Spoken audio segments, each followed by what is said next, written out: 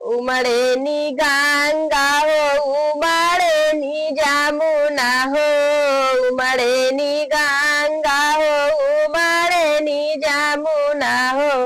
आज उमड़े करारे की माटी हाँ सीताराम से भजो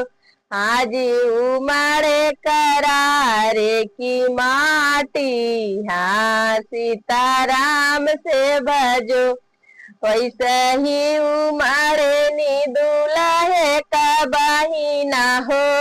वैसे ही उमड़े नी दूल्हे का बहिना हो उमड़ी के आई पदमपुर बाजारी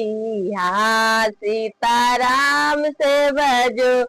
हाजी उमड़ी के आई पदमपुर बाजार।